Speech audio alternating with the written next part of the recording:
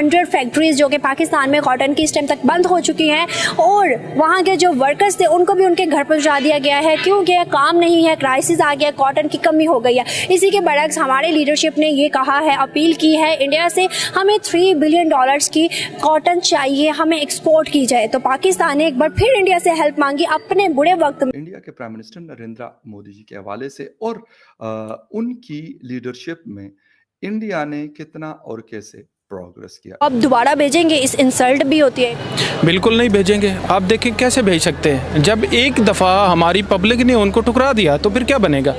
देखिए, पहले हमारे भारत में कोई भी ऐसे स्किल्स को पकड़ा नहीं जाता था। आपके अंदर जो एक एक्स फैक्टर है उसको उभारने की बात नहीं की जाती थी। 2014 में भारत के पास सिर्फ आई थिंक 2 या 4 मोबाइल फैक्ट्रीज थी, पर आज भारत के पास 400 मोबाइल फैक्ट्रीज है। मुस्लिम को यहाँ पे अपना फ्यूचर नज़र नहीं आ रहा। अब देखिए, इस्लामी जमहूरिया पाकिस्तान का नेम तो रख दिया, लेकिन इस्लामी जमहूरिया वाले काम कौन से हो रहे हैं यहाँ पर। नुकसान किसका है? नुकसान तो इसमें हमारी हुकूमत का, गवर्नमेंट का, पाकिस्तान का, और किसका है। हमारे यहाँ से जो पाकिस्तानी है वो बाहर जाना चाहते हैं, लेकिन बाहर के लोग यहाँ नहीं आना चाहते। आप इसकी बड़ी एग्जांपल देख लें कि यहाँ से हिंदू माइग्रेट करते हैं, इंडिया से मुस्लिम को नहीं माइग्रेट करते। अब उनकी पॉपुलेशन हमसे 3 टाइम्स या 4 टाइम्स ज़्यादा है, तो जब भी उनका कोई कंपटीशन होता है तो अगर हमारे यहाँ पे 100 बंदे परफॉर्म करने वाले हैं तो उनका एटलीस्ट 1000 होगा। तो 1000 में जहाँ 100 में से एक बंदा निकलेगा, 1000 में से 20-30 तो निकलेंगे ही ना। मेरी बात सुने, एक बंदा ऐसा निकल है जो 20 या 30 100 को या 1000 को मात दे तो निकलता नहीं है।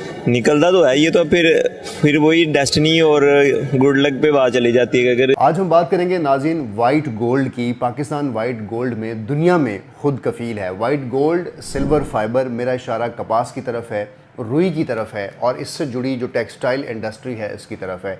पाकिस्तान के जो रिसर्च काउंसिल्स हैं और जो Pakistan journal of agriculture research है, इसके मुताबिक पाकिस्तान दुनिया का 4था बड़ा मुल्क है। दूसरे ही लम्हे एक और हैरत अंगेज़ जो स्टैट्स हमें मिलता है वो ये कि पाकिस्तान दुनिया का 3रा बड़ा मुल्क है जो इसको कंज्यूम करता है। यानी हमारी जो एग्रीकल्चर में कॉटन पैदा होती है ये हमारी इंडस्ट्री का रॉ मटेरियल है, जिससे कपड़ा बनता है, धागा बनता है, यॉन बनता है। लेकिन हम जितनी कॉटन उगाते हैं, इस कॉटन से हम अपनी सारी ज़रूरत पूरी नहीं कर पाते, इसलिए हम दुनिया के दूसरे ममालिक की तरफ रुजू करते हैं। लेकिन अब जैसे मैंने आपसे कहा कि प्रोड्यूस हम 70 से 75 करते हैं, ज़रूरत हमारी इससे दुगनी है, 1.5 करोड़ है। तो फिर पाकिस्तान जब बाहर की दुनिया की तरफ देखता है तो हमें फिर इस कॉटन को मंगवाना पड़ता है इजिप्ट से, अफ्रीका से और इसके दूसरे ममालिक से। हमें इसको मंगवाना पड़ता है ब्राज़ील से, हमें इसको मंगवाना पड़ता है यूनाइटेड स्टेट्स से, और चाइना हमारे लिए एक अच्छी ऑप्शन है। और जो सबसे अच्छी ऑप्शन है, दुनिया का बड़ा जो प्रोड्यूसर है कपास का, वो इंडिया है, जिसके ऊपर बहुत सा एतराज़ किया जाता है कि आप यहाँ से कॉटन ना मंगवाएं।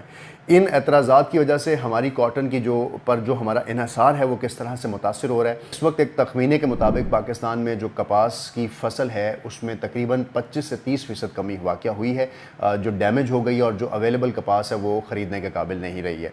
इस चीज़ के पेश नज़र इस साल पाकिस्तान में ज़्यादा इम्पोर्ट करनी पड़ेगी अपनी कॉटन, और अगर कॉटन हम ज़्यादा इम्पोर्ट करते हैं, यॉन धागा हम ज़्यादा इंपोर्ट करते हैं, तो जो इंडस्ट्री है उसको वो धागा इसलिए महंगा पड़ेगा कि पाकिस्तान और इंडिया के हालात भी इस वक्त बेहतर नहीं है, क्योंकि पाकिस्तान, इंडिया और पाकिस्तान के साथ जो चाइना, 2 हमारे हमसाया मुल्क हैं जो बहुत खुद कफील हैं कॉटन इंडस्ट्री के अंदर, उनसे हम इसको फौरी तौर पर मंगवा कर पूरा कर सकते हैं।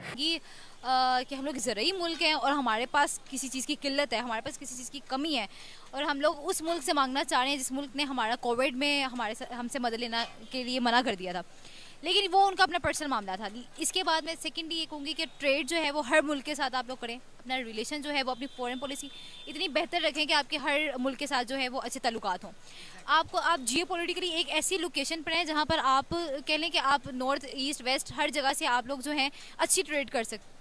उनकी पॉलिटिशियंस जो हैं, उनके जितने भी हैं पॉलिटिशियंस जो हैं, वो अपनी आम आवाम यानी पब्लिक जो उनकी है, उनके मामलात में इतने डीपली नहीं घुसे जिस डीपली हमारी जो गवर्नमेंट है वो हमारी पब्लिक के अंदर घुसती है। और उनकी जो पब्लिक है वो अपनी वर्किंग इस हार्ड वर्किंग के साथ करती है ना, कि वो ये नहीं सोचती कि गवर्नमेंट हमें खाना देगी, गवर्नमेंट हमें कहेगी कि भाई ये चीज़ सस्ती हो गई है, वो कहती है महंगी हो रही है, ठीक है असी और कमा लांगे, असी और खा लांगे, ठीक है। यानी वो अपने बजट को इंक्रीज करती है, वो ये नहीं कहती कि इनका चीज़ है बजट इंक्रीज हो गया, वो ये नहीं सोचती कि चीज़ का बजट इंक्रीज हो गया। मुसलमान होता है जी। वो डेवलपमेंट देखता है। वो मुस्लिम वुमेन प्रोटेक्शन एक्ट जिसमें कांग्रेस से लेकर के असदुद्दीन अवैसी तक सब चिल्लाए कि नहीं तलाक होना चाहिए, तलाक होना चाहिए, और यही भारतीय जनता पार्टी थी और यही नरेंद्र मोदी जी थे जो कंटिन्यू लड़ते रहे कि नहीं तलाक बहुत बड़ा गलत है। औरत को इस तरह से उनके अपने सेल्फ रिस्पेक्ट से निचोड़ कर फेंक देना बहुत बुरी बात है, ये ताकि दीनी और दुनियावी दोनों नॉलेज आ जाए। बिल्कुल सही।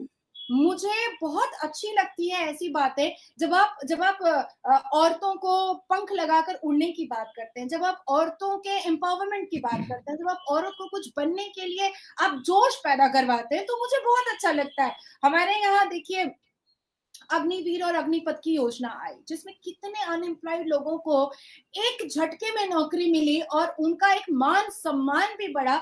दलित से भी पीछे है, ये सच्चर कमीशन की रिपोर्ट है, मुसलमान दलित से भी पीछे है। लेकिन कभी भी कांग्रेस की सरकार ने जो आजादी के वक्त में जो मुसलमान फ्रीडम फाइटर का जो लहू बहा, जो उनका डेथ हुआ या उनकी जाने गई, उनको कभी भी वो सामने लेकर के नहीं आए, कभी नहीं, उनकी वाहवाही कभी नहीं हुई। दिल के बंटवारे के साथ साथ कहीं ना कहीं लोगों के मन का भी बंटवारा हो गया, सरहद का भी बंटवारा हुआ, दिल का भी हुआ, मन का भी बंटवारा हो गया। मेड इन इंडिया की बात हुई। आज भारत की दोस्ती ऐसा नहीं है कि विदेशों से नहीं है, बिल्कुल है, विदेश से भी अच्छे फॉरेन कंट्रीज से बहुत अच्छे रिलेशन है। और जब मुस्लिम कंट्रीज में भी मोदी जी जाते हैं तो वहाँ के जो रिचुअल्स होते हैं, जो सम्मान होते हैं, जो मैनर्स होता है, वो सबको वो पूरा निभाते हैं। लेकिन मुझे एक चीज उनकी बहुत अच्छी लगती है कि वो फेक ड्रामा नहीं करते। हर एक औरत का भी अपना सेल्फ आइडेंटिफिकेशन होता है, औरत की अपनी इज्जत होती है। ये 3 तलाक के नाम पर तुम उनके मुंह पर क्या कहना चाहते हो? ये क्यों बेइज्जत कर रहे हो तुम? औरत बदनामी की जिंदगी औरत को निभानी पड़ती है। कुरान ने नहीं कहा है कि तुम तलाक देकर के औरत को बेइज्जत कर दो। तो यही भारत के प्रधानमंत्री है ना जिन्होंने 2019 में एक बिल पास किया, वुमेन्स प्रोटेक्शन एक्ट।